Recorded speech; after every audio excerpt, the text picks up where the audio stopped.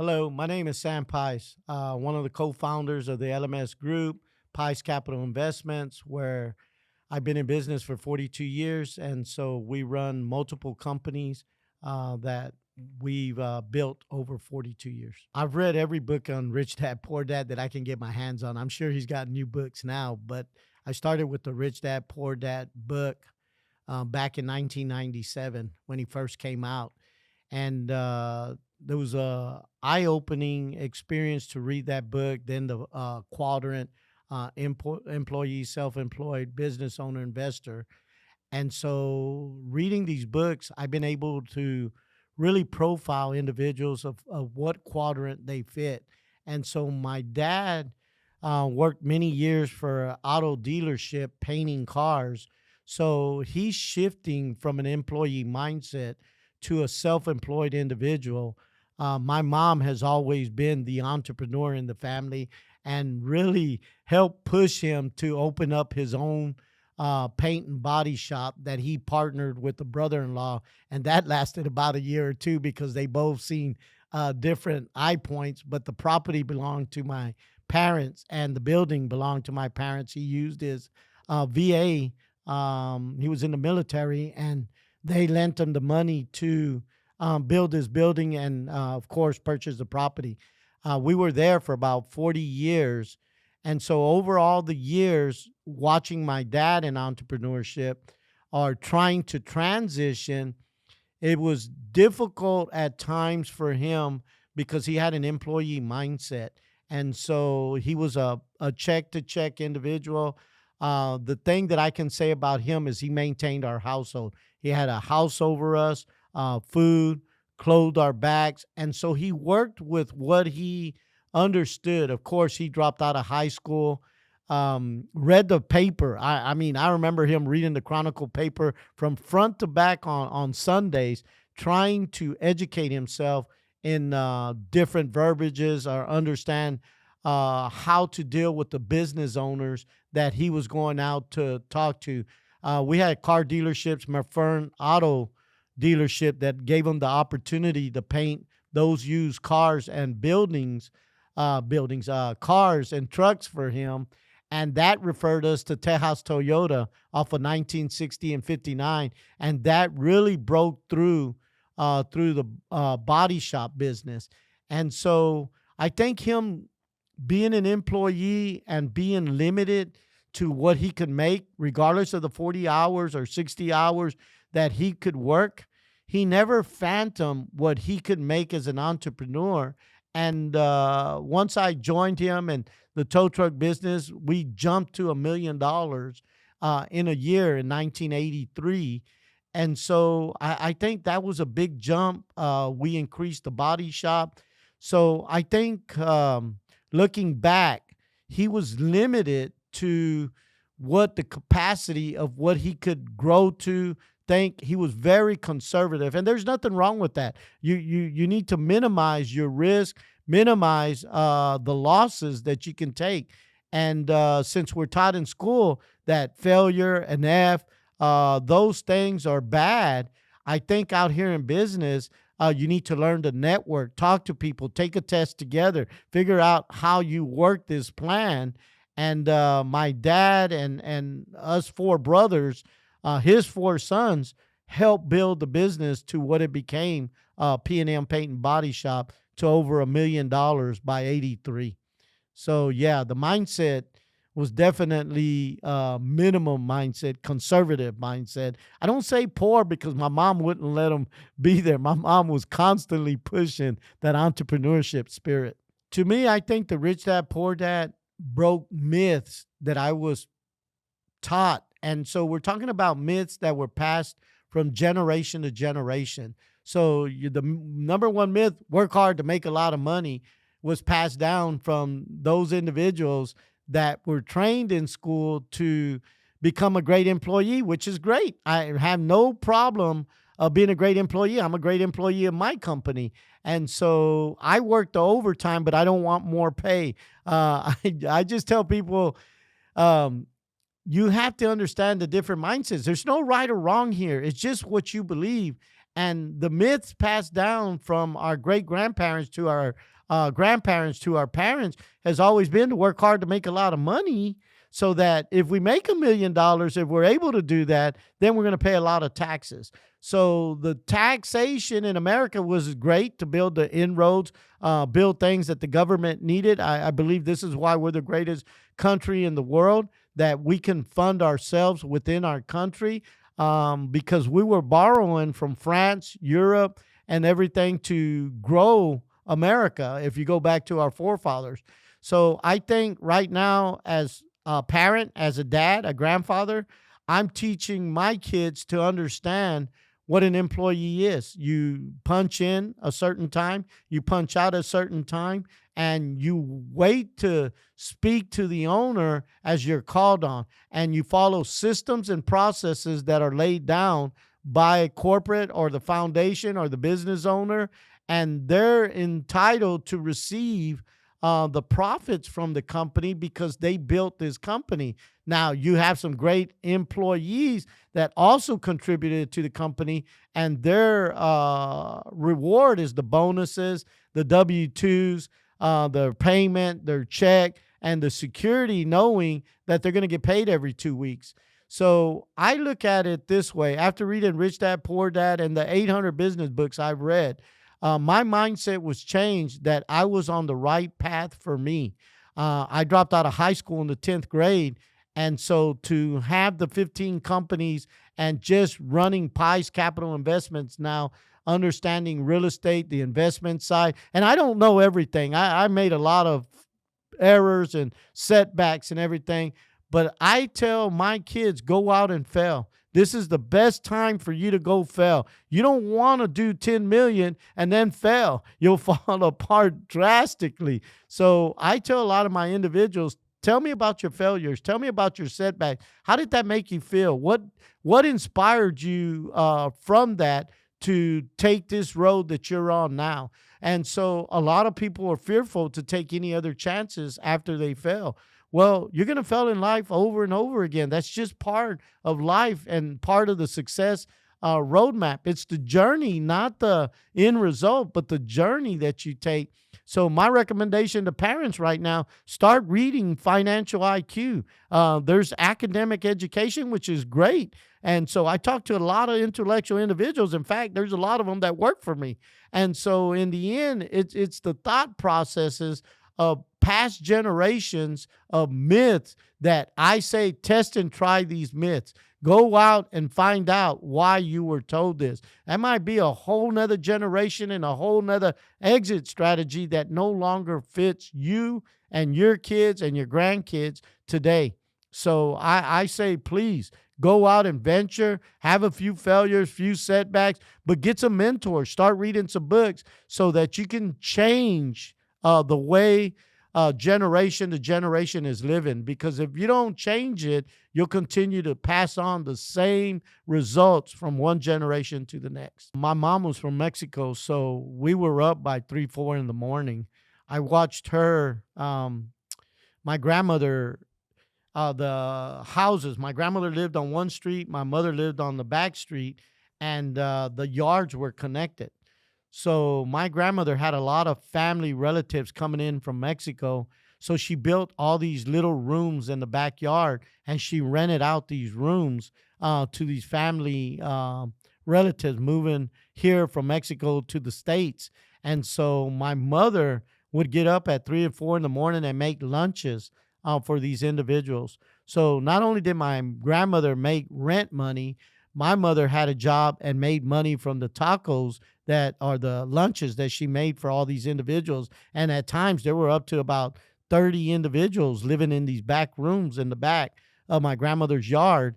And my mother created the first taco house that I say in the 70s, before the Randas, before all these people came in. And my grandmother had the first Airbnb. So I put that in my book and talk about that, my grandmother showed me how to sell 3 or 4 products to the same individual, from Airbnb to the taco house to Uber. My mother would take these individuals and give them a ride to their jobs because they didn't have any other transportation. And to ride the bus, they would have to give it up very early. So it was convenient for them to take that ride that my mother would give each of these individuals to their jobs. And then they started taking TVs and different supplies back to Mexico for these individuals from the small towns that they were from. So I thought it was very incredible to watch these two women show me what it was to be a shareholder, a board of director, because of course the Paizes, me and my brothers, benefited from these extra monies that they made from Airbnb, taco houses, Uber, and then transporting these TVs, radios, and everything else back to Mexico for these individuals. And so they made 4 or 5 different incomes from that same individual. So talking about monopolizing that in the back, that taught me a lot about business and how they did it. Now, I go back in the book and I write about these things that they did, but it was never a business for them. It was survival. It was how to clothe. My mother had 10 siblings that they all had 6 or 7 kids. And so as the families continue to grow, my grandmother and mother had to continue to grow the enterprise so that they would have enough to buy school clothes, feed the families, because a lot of times my uncles were without work. And so it was these two little ladies that supplied the resources for the family. My mother was a risk taker. She borrowed from the same individuals when we were short. She would borrow. These guys were savers, and they always had extra cash they would send home. They didn't go out to restaurants. They didn't have entertainment. So my mother would borrow from her cousins. They were really cousins when we were short. So she would go out and take risks on new ventures, new ways of the way they can bring money in. And they bought a little fourplex off of Fannin one time and were renting it, but it was too much for them to manage rents, and they ended up selling it or losing it. And so I seen that loss, and I had seen my mother and my grandmother not get upset about it, but set up another venture that they could control and figure out what they needed to do to make more money for the family as the family continued to grow. And so I think I know now, seeing them and their hustle and them getting up every morning and working hard and sitting at the table trying to resolve the problems of the family. And since I was the oldest son, grandson, cousin, I got to sit in on these meetings and listen to how they were going to resolve the problems of my Uncle Alfred or my Uncle Andy or my Aunt Mary. And my Aunt Mary was definitely an entrepreneur and helped her husband open up a tire shop with a little fill-up gas station. So my family on my mother's side were entrepreneurs. They were risk takers, and they risked if they believed in it without a business plan, without mentors. They just threw themselves out there. And so for a long time, I was throwing myself out there. I threw myself in the tow truck business with no money and no business plan, just knowing that I was going to go and pick up wrecks to bring to the body shop, to grow the body shop with the wrecks and bring work in and help my part in the family so that we could succeed. And in our neighborhood, the barrio that we grew up in, a lot of the families there believed that the Paizes were the richest family in the neighborhood because we owned 5, 6 tow trucks, a storage lot, a body shop, and we really increased in finances during that era of the body shop in the 80s until the oil crashed. And the oil crash affected everybody in Houston alike, people losing jobs, houses, getting their cars repoed. And so it was a difficult time for me. And so now in business, I'm always analyzing, not so much gut. I got great gut feelings, but now I analyze with the analytics, the numbers, looking at social media, looking at the business plan, creating finances from I called fiat, to create something out of nothing. Fiat is to create something out of nothing. So when your back is against the wall, and many times I've gotten stuck in a particular part of the business, I stop and I go do something else. This is why I opened up 15 different businesses, because in the 80s I got stuck and I didn't have an idea. I was out of ideas. Anything I did was wrong. The 80s, the oil, the economy, inflation, interest rates. So every step I took was wrong. And so now I look at the opportunity in the chaos that's there. Immigration issues right now. Hey, I'm creating LLCs and corporations so that these guys that have been here for 20, 30 years, they can put their assets inside an LLC and a corporation. In the case that they get deported, I'm able to protect their assets, sell them, and send them back home for a minimum fee. So I tell people I'm always looking for an opportunity. Right now, if there's deportation, there's going to be a hole in the labor force. So I'm looking at creating the temp agency, which I'm already doing, filling construction jobs, tax preparers, finance individuals for different companies. They are constantly calling me now to see if I got anybody that I can recommend, or can I outsource it with the recommendation. So I think I got the best experience from my mother and my grandmother, but at the same time, right now, I'm practicing being conservative that my dad had taught me very well. Show up, be on time, do your job, and get paid for it. So I believe I was in the best household, my mom being Mexican, my dad being fifth generation born here, and I got to see the differences of both sides and understand that I need to follow the systems and the processes here in America. But without my mom and my dad, I would have never learned what I know now today. Financial independence for me is able to have that 3 to 6 months reserves. So should any issue arise, I'm able to take care of it. And a flat tire, people could get angry and start kicking the tire because they're strapped already for cash. Most Americans can't even put $10,000 together right now. And so for me, financial freedom means that I don't have to show up to work every day. If you show up to McDonald's and ask for the owner is not there. It's very seldom that you'll find a McDonald's owner, and it's only because he has the hardworking ethics. But he can choose, because McDonald's has a system that is in place that managers and employees run.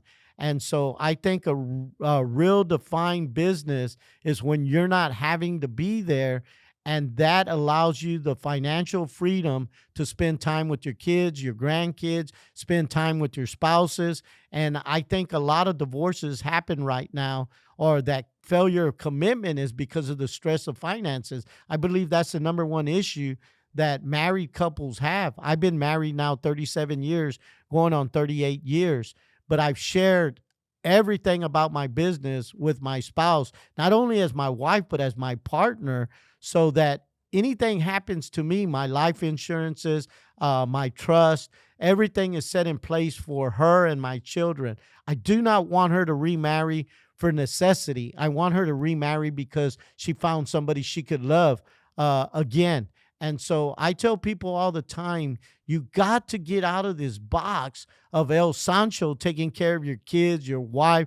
This is your responsibility to make a plan and figure out how your family will succeed without you. And Stephen Covey's 7 Habits of Highly Effective People is a great book in that. And so for me, financial independence is knowing that I could pay the bills for 3 months, 6 months. As that Peter Drucker says, that in chaos, managing in chaos, that if you can weather the storm for 120 days without finances, without getting a loan, without going anywhere to get any money, in 120 days, things will go back to the new norm or go back outside this chaos. Now, the pandemic is once in a lifetime for me. Of course, we're still having the effects of that.